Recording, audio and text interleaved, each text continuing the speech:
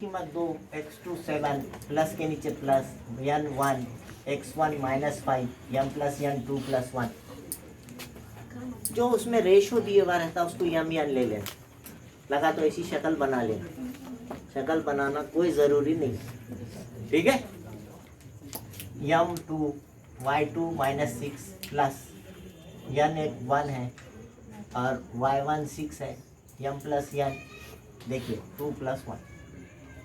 अब जरब करना, पहले बोर्डमास रूल क्या बोलता, पहले मल्टीप्लिकेशन करो, पहले एडिशन नहीं करना, मल्टीप्लिकेशन। 2 का पड़ा 7 तक 14।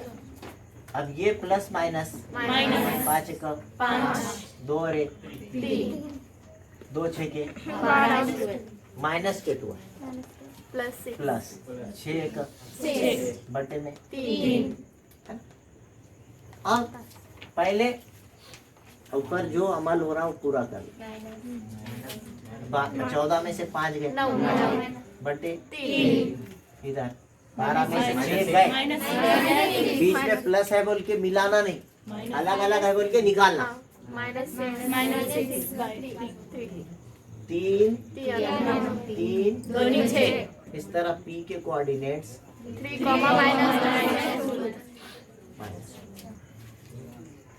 समझे? ये इसका तरीका है। इसको एक अलग तरीके से भी 2 तरीके से पूछा जाता है, शायद इसके बाद का क्वेश्चन है वो अपन करेंगे, जिनका नहीं हुआ उन्होंने लिखिए। इसका क्या मतलब है कि खिता खत पी क्यू है, उसके बीच में कहीं तो भी टी है, तो कौन सी निस्बत में तकसीम करता, मतलब यम की वैल्यू कितनी है, एन की वैल्यू कितनी है, इधर से कितनी दूर है, इधर से कितनी दूर है, तीनों के कोऑर्डिनेट्स दिए वाले रहते हैं। ऐसी सूरत आधा फार्मूला लेना, ये समझ में आई क्या बात? अब आप शक्ल में अगर समझो लिख भी लिए, पी क्या है भाई, -3, इसको बोलना x1 y। कॉर्नर वालों को कभी भी x1 y1 x2 y2, इसको x1 y1 बोले तो इसको x2 y2 बोल सकते, ओके। हमेशा इसको x1 y1 बोलना, ऐसा कहीं भी नहीं लिखा। क्यों 6, -8 तो इसमें कौन कहलाएगा, और बीच वाला हमेशा क्या कहलाएगा, m कहलाएगा, x y कहलाएगा। मतलब जो कॉमा से पहले वाला फार्मूला है, आधा फार्मूला है वो x है, और कॉमा के बाद वाला फार्मूला y। ये है x, mx2 जमा nx1 बटे m प्लस n, इतना ही लेना, y नहीं लेना। कोई बच्चे y लेना चाहे तो x नहीं लेना, दोनों से भी वही आंसर आप थोड़ा थोड़ा समझ गया मैं क्या। तो x के नीचे कितना रखना है, माइनस, और आपको यहाँ लिखना लेट है ना, t डिवाइड्स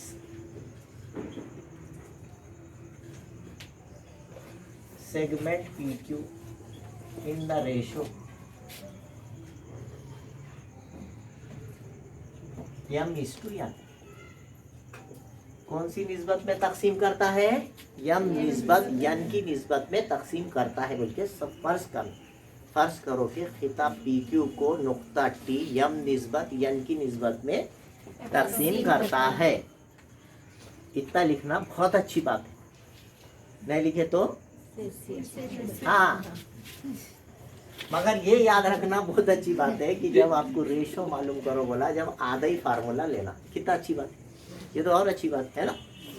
तो x इसको बोलते हैं, इसको y। इतना समझना तो बस है बेटे, बाकी ना करना मुश्किल नहीं है। कोऑर्डिनेट ज्योमेट्री सबसे सिंपलेस्ट क्वेश्चन चैप्टर है, दिमाग में रखना पड़ेगा कब क्या करना है बस। -1 m मालूम करना, x2 6 का यहाँ 6 n x1 -3 divided by m plus n। ठीक है। कभी भी सबसे पहला काम करना, ये डिनोमिनेटर की लाइन जब पूरी रहती, पूरी कहीं पर इक्वल टू से पहले या इक्वल टू के बाद, अगर बटे की लाइन के टुकड़े नहीं है, टुकड़े है यहाँ पर अभी दिख रहे टुकड़े, अब आप क्रॉस मल्टीप्लिकेशन नहीं कर सकते। जब आपको बटे की लाइन ऐसी पूरी रहेंगी तो आप क्रॉस मल्टीप्लिकेशन कर सकते, तो पहले क्रॉस मल्टीप्लीकेशन कर दे। या ब्रैकेट नहीं भी रहा तो हमेशा रहता, हमेशा नहीं तो बोलेंगे कहाँ से रहे, फार्मूले में तो नहीं था। दो लोग आ गए ब्रैकेट में, इसका मतलब तो ये ब्रैकेट इधर चल जाएगा, -1 into M plus N cross multiply, और इधर 6m माइनस है ना 3। ये गड़बड़ का है, यहाँ एक ये स्टेप के बाद गड़बड़ हो सकती, तो ये दिमाग में घर को जाके बराबर इसकी प्रैक्टिस करना।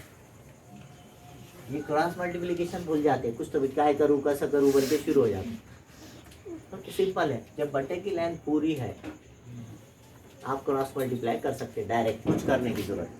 हाँ, -m माइनस से ब्रैकेट खोल रहे, यम एक कन जमा मनफी यन एक कन इज इक्वल टू 6 में से 3 गए। एग्जाम में करते क्या बहुत बड़ी गलती कर देते, mn लिखते 3mn लिखते नीचे की लाइन, 6m में से 3m गए, 6mn बचे, 3mn बचे। ऐसा कुछ तो भी नया काम करके नहीं, जब ऐसी खिचड़ी पक गई, कुछ यम वाले हैं, कुछ यन वाले हैं, कुछ एक्स वाले हैं, कुछ वाई वाले हैं, ए वाले हैं, बी वाले साथ में आ गए, तो मसावी के पहले पूरे यम वाले कर देना, मसावी के बाद पूरे यन वाले कर देना, याद रहेगा। एक जैसों की जमा तफरीक होती, रियाजी सीखते सीखते बुढ़े हो गए, कुछ 10 साल हो गए, मगर वो गड़बड़ करना छोड़ते नहीं। हाँ? ये 6m के पास ये माइनस का यम उठा के लाओ इधर, इन्हें बड़ा है, इसके पास ये छोटा है, एक यम है, एक इसको ला इधर, और ये 3m इधर लाओ, और ये यन उसके बाजू है, एक तरफ यम वाले हो गए, एक तरफ राइट।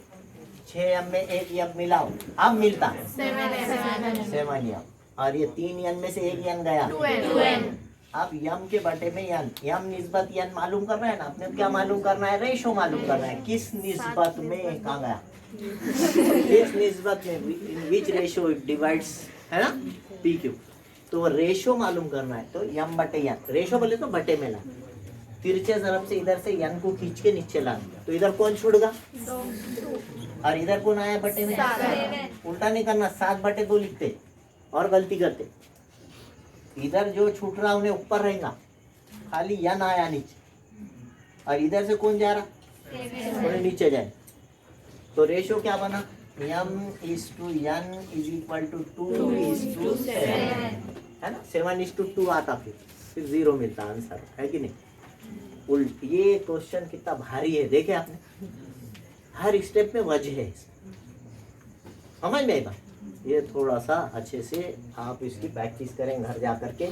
सबसे पहली बात ये याद रखें कि जब आपको रेशो पूछा जाए, तीनों भी कोऑर्डिनेट्स दिए वाले, कोने कोने के कोऑर्डिनेट्स को, पहले वालों को x1 y1, लास्ट वालों को x2 y2 और बीच वालों को x1। फिर अगर रेशो पूछता है तो आधा फार्मूला है, और उसूल इस तरह लिखे x इज इक्वल टू, है ना, इसको क्या बोलते हैं, आधे फार्मूले को x, कामा के बाद वाले को y बोलते, वो x की वैल्यू ये माइनस, और फिर पूरा जैसा करते हैं सर, इसको डिवाइड होते पूरी बटे की लाइन है, इसलिए क्रॉस मल्टीप्लिकेशन होगा। हौस खुले, गलती ना करें, m वालों को अलग करें, n वालों को अलग करें, ठीक है। एक तरफ होने के बाद m के साथ m वाले की जमा होती 7m हो जाता, इन माइनस बीच में आने से निकल जाता, 2n बचता, और आपको रेशो मालूम करना है, इसलिए m बटे n मालूम करें, तो इधर से n नीचे जाएंगे, m यहीं रुक जाएगा, n नीचे जाएगा, 2 यहीं रुक जाएगा, 7 नीचे जाएगा, ये भी ख्याल रखें। इस तरह से रेशो m/n 2:7। एक अहम सवाल था, उम्मीद है समझ में आया। दिया वाला है, उत्तर दिया वाला है, और P उसका सेंटर दिया वाला है, इसका मतलब दोनों बराबर है, M और N दोनों बराबर है, मतलब P वस्ती नुक्ता है, सेंटर जो है बीचों बीच में होता है, बीच में नहीं होता है, कहाँ होता है, बीचों बीच में होता है।